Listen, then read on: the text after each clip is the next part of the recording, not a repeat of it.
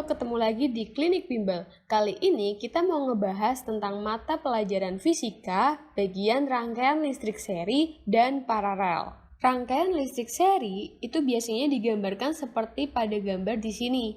Jadi di sini ada lampu, di sini ada lampu, kemudian di sini ada sumber, atau di sini sumber, di sini resistor atau hambatan, dan di sini juga ada hambatan. Jadi, ciri dari rangkaian listrik seri itu adalah hambatannya disusun secara bersebelahan. Nih ya, hambatannya bersebelahan. Selain itu, kuat arus total sama dengan kuat arus di hambatan 1, 2, dan seterusnya. Jadi kita bisa tuliskan I total sama dengan I1, sama dengan I2, sama dengan I seterusnya. Kemudian, tegangan yang mengalir di hambatan 1 tidak sama dengan yang di hambatan 2. Sehingga untuk mencari V total, kita bisa tuliskan V1 ditambah V2 ditambah V seterusnya. Kemudian, untuk mencari hambatan pengganti atau R total pada rangkaian seri listrik, itu kita tinggal menjumlahkan saja hambatan 1 ditambah hambatan 2 ditambah hambatan seterusnya. Jadi kita bisa tuliskan R total sama dengan R1 ditambah R2 ditambah R seterusnya. Untuk rangkaian listrik paralel, itu ciri-cirinya hambatan disusun secara bertingkat atau bercabang. Jadi di sini ada sumber, kemudian di sini ada hambatan 1, hambatan 2. Dia nggak bersebelahan, tapi bertingkat, seperti ini. Ciri lainnya adalah kuat arus yang diterima oleh hambatan 1 dan hambatan 2 itu tidak sama. Jadi kita bisa tuliskan I total sama dengan I1 ditambah I2 ditambah I seterusnya. Selain itu, tegangan di hambatan 1 sama dengan yang ada di hambatan 2. Jadi pada rangkaian listrik paralel kita bisa tuliskan V total sama dengan V1 sama dengan V2 sama dengan V seterusnya. Jadi akan sama. Untuk mencari hambatan pengganti pada rangkaian listrik paralel itu rumusnya adalah 1 per R total sama dengan 1 per R1 ditambah 1 per R2 ditambah 1 per R seterusnya. Jadi pecahan bentuknya. Nah, antara rangkaian listrik seri dan paralel tentu memiliki keuntungan dan juga kelemahan nih. Nah, untuk keuntungan rangkaian seri diantaranya adalah hanya membutuhkan sedikit kabel dan hemat daya baterai, sedangkan susunannya seperti ini. Kemudian, kalau paralel, itu semua lampu terangnya akan sama. Dan jika satu lampu mati, tidak semua ikut mati. Jadi kalau misalkan di sini mati, misalkan di sini tidak, seperti itu. Untuk kekurangan dari rangkaian seri, itu jika satu lampu mati, maka semua lampu akan mati karena dia dalam satu rangkaian.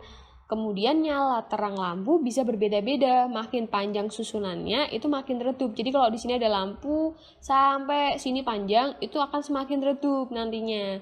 Kemudian kalau paralel, kekurangannya adalah dia butuh kabel yang panjang, jadi nanti susunannya mahal. Kemudian baterai juga lebih boros, seperti itu. Jadi antara seri dengan paralel itu beberapa hal atau rumus yang perlu kita ingat mengenai perbedaannya adalah kalau seri I-nya akan sama, kemudian kalau paralel itu yang sama adalah V-nya. Jadi kebalikannya seperti itu. Kalau terkait rumus hambatannya atau hambatan penggantinya, kalau seri itu tinggal ditambah. Tapi kalau paralel dia bentuknya adalah pecahan seperti ini. Contoh soal 1. Di sini ada gambar hambatan, kemudian yang ditanyakan adalah tentukan hambatan pengganti antara titik A dan C pada gambar. Jika diketahui R1 sekian, R2 hambatannya sekian, dan seterusnya. Nah, kalau teman-teman lihat, di sini ada R4 dan R1. Dia bisa kita hitung hambatan penggantinya dengan cara seri ya.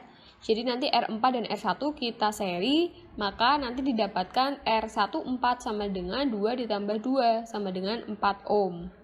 Selanjutnya R25 itu juga kita bisa seri karena bersebelahan, sehingga nanti didapatkan R25 sama dengan 4 ditambah 8 sama dengan 12 ohm.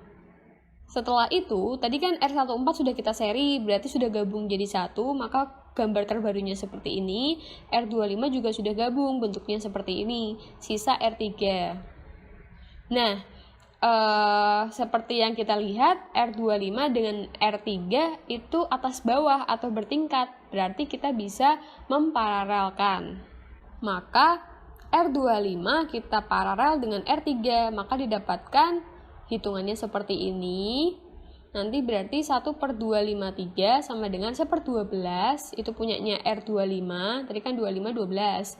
Kemudian R3-nya itu 2 ohm, berarti 1/2.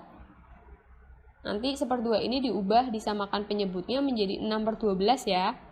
Nanti didapatkan 7/12. Maka R253 kita balik aja menjadi 12/7 ohm. Nah, jadi karena yang ditanyakan adalah hambatan pengganti antara titik A dan C, berarti kan A ke C itu bisa aja lewat sini, atau dia lewat sini kan. Nah, sehingga hambatannya harus kita hitung semua kan.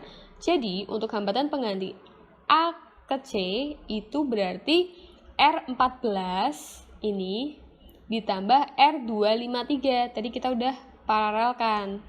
Menjadi 4 ditambah 12/7 sama dengan 5,71 ohm. Kemudian untuk soal nomor 2, bentuknya seperti ini. Yang ditanyakan adalah tentukan hambatan pengganti antara titik A dan D pada gambar A dan D.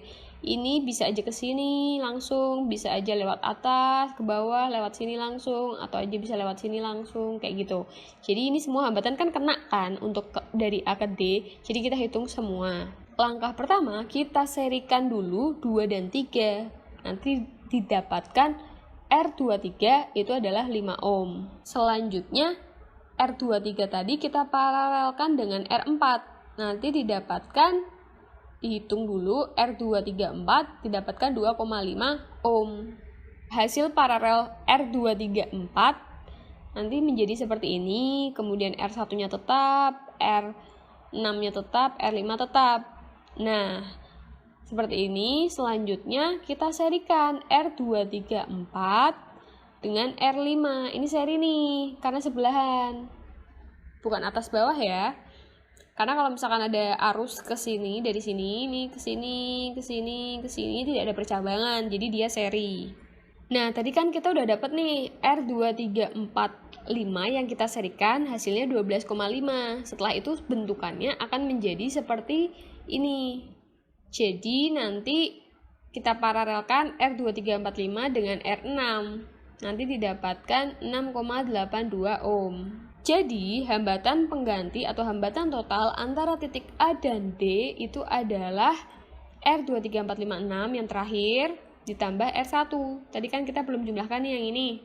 Berarti hasilnya adalah 11,83 ohm.